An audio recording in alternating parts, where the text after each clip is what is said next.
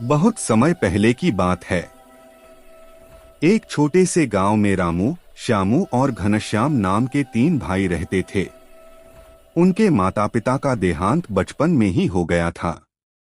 घर में बस एक टूटी झोपड़ी थी और थोड़ा बहुत खेत जिसमें कुछ उगाने लायक जमीन ही थी।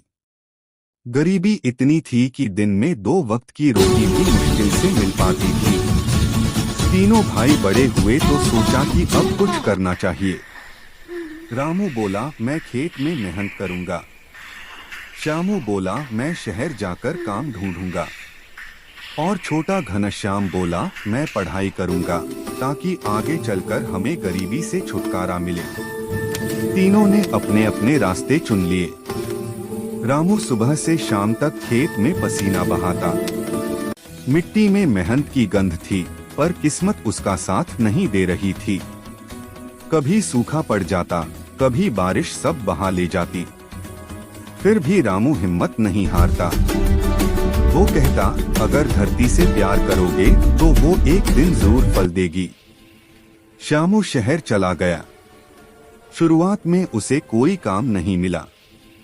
वो कई दिन भूखा रहा, लोगों से काम मांगता रहा। एक दिन एक दुकानदार ने उसे अपने साथ रख लिया। श्यामू ने ईमानदारी से काम किया, ग्राहकों से अच्छे से बात की और धीरे धीरे मालिक का भरोसा जीत लिया। कुछ सालों में वो दुकान का मैनेजर बन गया। लेकिन उसका दिल गांव में था, जहां उसके दोनों भाई रहते थे। घनश्याम सबसे छोटा था। उसके पास किताबें खरीदने तक के पैसे नहीं थे, लेकिन उसने हिम्मत नहीं हारी। वो मंदिर में जाकर पढ़ाई करता, दूसरों की फेंकी हुई कॉपियां जोड़कर इस्तेमाल करता। गांव के स्कूल मास्टर ने उसकी लगन देखकर उसे पढ़ने में मदद की। वो हमेशा कहता, ज्ञान ही असली दौलत है। कई सालों की मेहनत के बाद घनश्याम एक अफसर बन गया।